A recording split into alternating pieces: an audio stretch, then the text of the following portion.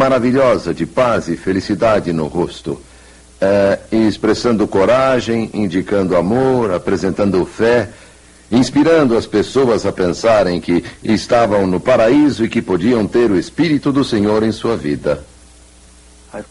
Perambulei muito por aquela parte da terra. Trabalhava com os missionários e gostava muito das pessoas.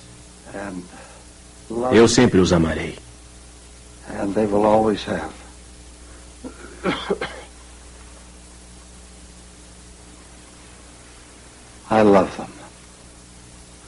Eu os amo. Estou muito grato pelo povo desta igreja. Todas as manhãs agradeço ao Senhor pelo povo fiel da Igreja de Jesus Cristo dos Santos dos Últimos Dias. 3 anos e meio depois de seu chamado como assistente dos 12, outra mudança. Talvez a mais significativa, veio à vida do Elder Hinckley. Foi logo de manhã no sábado, o último dia de setembro de 1961, que Marjorie atendeu o telefone. Era o presidente David O. McKay. 45 minutos depois, o presidente McKay convidou o Elder Hinckley ao seu escritório. Ele falou a respeito de meu avô que fora para Nauvoo e para este vale, que recebera um chamado de Brigham Young para ir e construir o Fort Cove. Falou a respeito de meu bom pai, por quem o presidente McKay tinha grande afeição. E então disse-me que desejava fazer-me um chamado para servir como membro do Conselho dos 12 Apóstolos. Fiquei assombrado com aquela declaração e com o chamado. Espero ter mantido a confiança que me foi depositada por aquele chamado sagrado do presidente da igreja.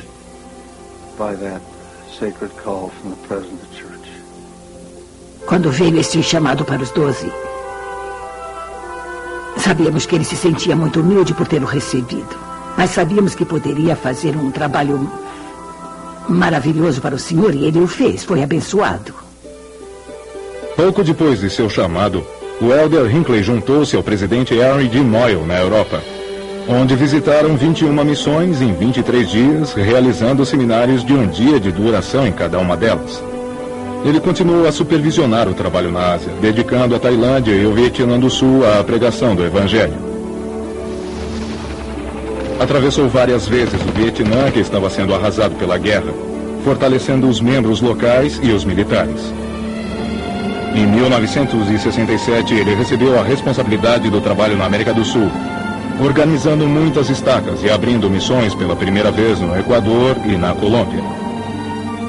Depois de 3 anos supervisionando o trabalho na América do Sul, recebeu a responsabilidade do trabalho na Europa, sendo depois novamente designado com a supervisão da Ásia durante mais 3 anos. Aonde quer que fosse, ele levava um amor tangível pelas pessoas e uma fé que as fortalecia.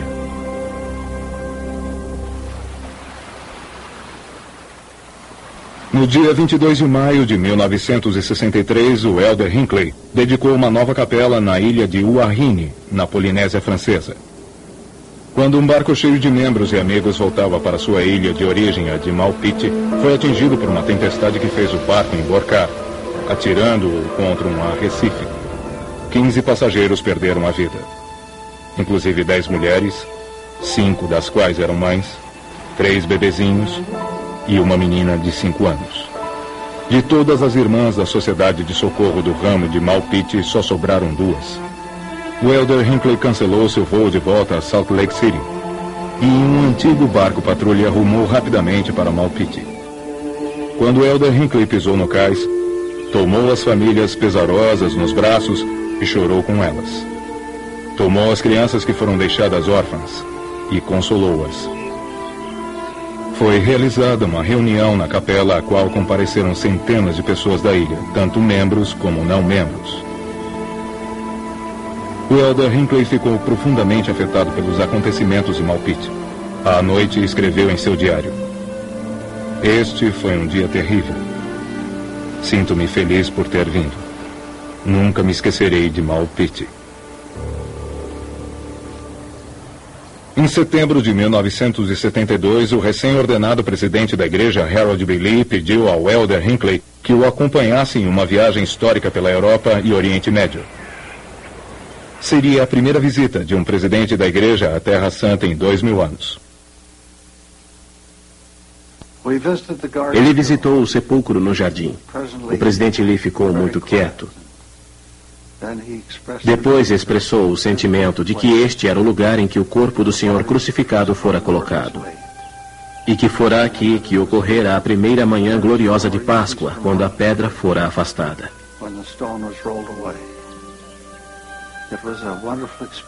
Foi uma experiência maravilhosa ouvir o presidente da igreja, o profeta do Senhor, dizer aquelas palavras com a certeza com que se expressava.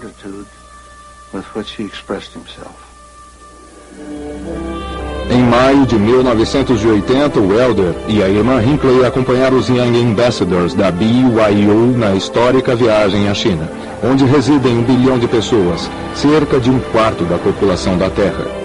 Ali encontraram multidões de pessoas amigáveis e inteligentes, ansiosas por aprender. Cada um de nós reconheceu, escreveu ele, de que, de alguma forma, sob o poder do Todo-Poderoso, essa terra será no futuro aberta para a pregação do Evangelho restaurado. Um ano depois, ele acompanhou os Young Ambassadors em uma longa turnê de apresentações na Iugoslávia, Romênia e Rússia. Quando a igreja e o mundo entraram na década de 1980, parecia haver poucos lugares em que Gordon B. Hinckley não tivesse estado e poucas coisas que não tivesse feito. Mas em 23 de julho de 1981 veio sobre ele um novo tipo de responsabilidade. Agora chegara uma nova designação. Aprecio a confiança do presidente Kimball e dos presidentes Tanner e Romney, assim como a de meus irmãos dos 12, dos 70 e do bispado. Meu único desejo é servir com lealdade onde quer que seja chamado.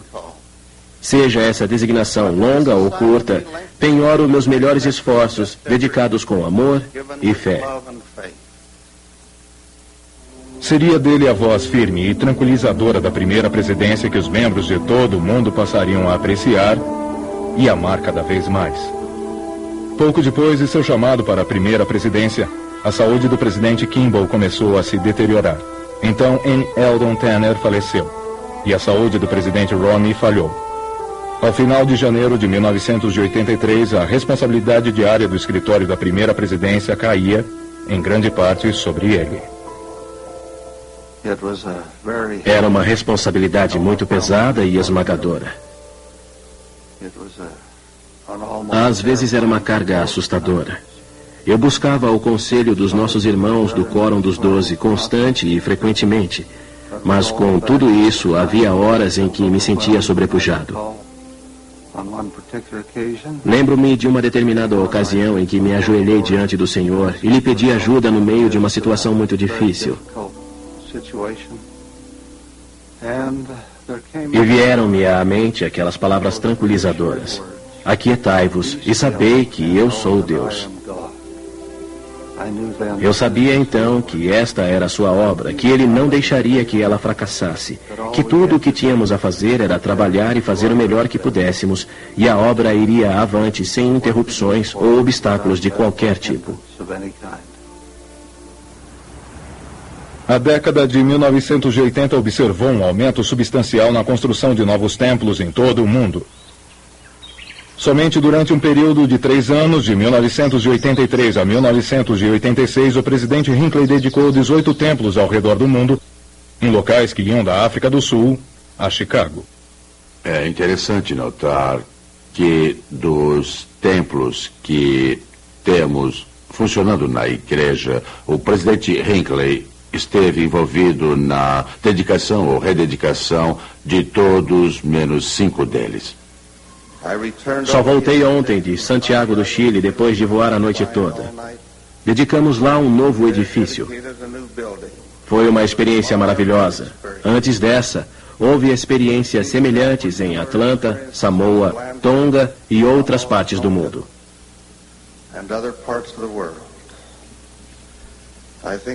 Creio que falei a 15 diferentes congregações nos últimos 10 dias, espalhadas da Califórnia a Santiago do Chile, a Detroit, Michigan. A conferência geral para a qual é preciso muita preparação está chegando. Não tenho um redator de discursos.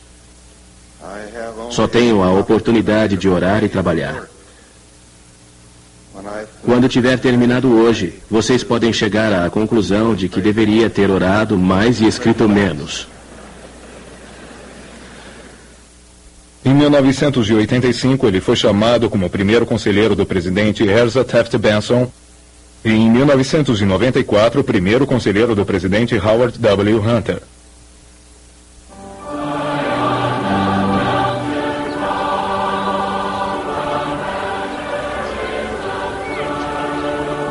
No dia 12 de junho de 1994, o presidente Hinckley voltou à sua querida Preston, onde trabalhara como missionário há 61 anos. Lá, como membro da primeira presidência, presidiu a cerimônia de abertura de terra para um templo do Senhor. Esta é para mim uma experiência emocionante. Nunca durante aqueles dias eu teria sonhado de que aqui em Lancashire se levantaria algum dia uma casa do Senhor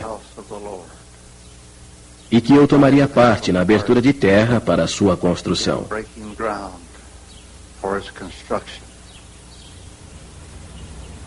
Quando ele soube que um dos seus queridos amigos de anos atrás, quando era um jovem missionário, estava na congregação, ele saiu do púlpito e andou pelo meio da congregação, emocionado, procurando por Robert Pickles.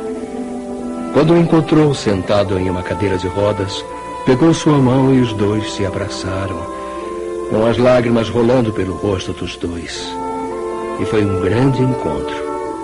Isto é muito típico do presidente Gordon B. Hinckley, seu grande amor pelos santos.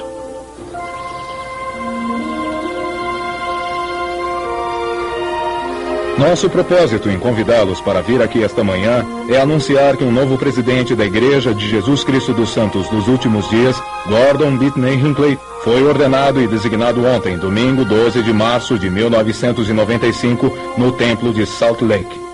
O presidente Hinckley tornou-se o 15º presidente da Igreja. Aprecio sua grande espiritualidade, seu conhecimento das Escrituras, seu conhecimento sobre revelação, seu conhecimento sobre o nosso Senhor e Salvador Jesus Cristo, a quem sempre deu ênfase em seu ministério. O presidente Hinckley foi preparado de uma maneira maravilhosa. Ele foi instruído e cuidadosamente refinado, podemos dizer, com este chamado assombroso, maravilhoso que lhe veio para ser o profeta de Deus aqui na Terra. Eu não conheço qualquer homem que tenha vindo para a presidência da igreja tão bem preparado. Ele foi ensinado por todos os grandes líderes da nossa época, um a um. Estou certo de que nenhum homem na história da igreja já viajou para tão longe, para tantos lugares do mundo com um único propósito em mente: o de pregar o evangelho, abençoar e elevar os santos e promover a redenção dos mortos. O irmão Hinckley tem um coração compassivo e facilidade em logo perdoar, e está pronto a receber qualquer viajante que tenha se afastado do caminho da plena atividade e tem agora aquele entusiasmo no coração e anseio de voltar para casa. E o presidente Hinckley o receberá de braços abertos. Sei que Deus, nosso Pai eterno, vive e que permanece à cabeça desta obra. Sei que Jesus é o Cristo, o Redentor e o Salvador do mundo, e que Ele vive e é o cabeça desta igreja, que leva o seu nome. Sei que o diálogo que se realizou entre o pai e o filho e o menino Joseph foi tão pessoal e real quanto é a minha conversa com vocês.